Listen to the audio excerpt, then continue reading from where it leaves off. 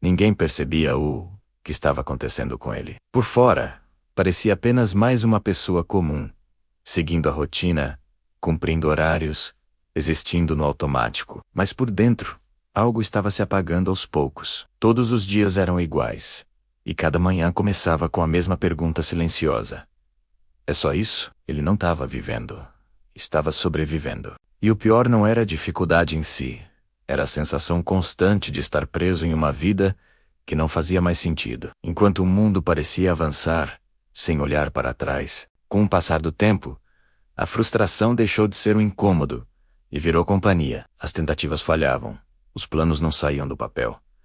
E as promessas que ele fazia para si mesmo começavam a perder credibilidade. Ele trabalhava, se esforçava, fazia o que diziam ser o caminho certo, mas nada mudava. À noite, o silêncio era cruel. Os pensamentos vinham carregados de culpa, comparação e medo. Medo de estar desperdiçando a própria vida sem perceber. Talvez você conheça essa sensação, aquela angústia de sentir que você está correndo numa esteira, se cansando, suando, mas sem sair do lugar. Você olha para os lados e vê outras pessoas avançando, conquistando coisas, e a sua paisagem continua a mesma. É um sentimento que nos isola. Começamos a acreditar que o problema está em nós, que talvez não tenhamos o que é preciso para chegar lá. E essa aos poucos, vai minando a nossa força, a nossa vontade de tentar de novo. Cada porta fechada parece confirmar essa suspeita.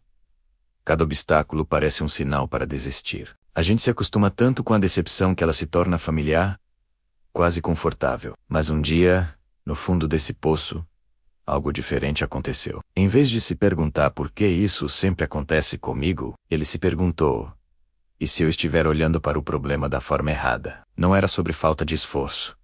Era sobre a direção desse esforço. Ele percebeu que seguir o caminho certo dos outros não era o seu caminho certo. Aquela noite não foi de culpa, mas de questionamento. E se ele parasse de lutar contra a correnteza e começasse a entender para onde ela estava o levando? E se a frustração não fosse um ponto final, mas uma seta, indicando que era hora de mudar de rota? Essa pequena mudança de perspectiva foi como uma faísca na escuridão. Ele ainda não tinha as respostas, mas pela primeira vez em muito tempo, ele tinha uma nova pergunta. E essa pergunta abriu uma porta que ele nunca tinha pensado em bater. A jornada dele estava apenas começando, e a parte mais interessante da história estava por vir. Se você se identificou com esse sentimento de estar perdido, saiba que você não está sozinho. Às vezes, o momento em que nos sentimos mais perdidos é exatamente o ponto de partida para nos encontrarmos de verdade. Continue acompanhando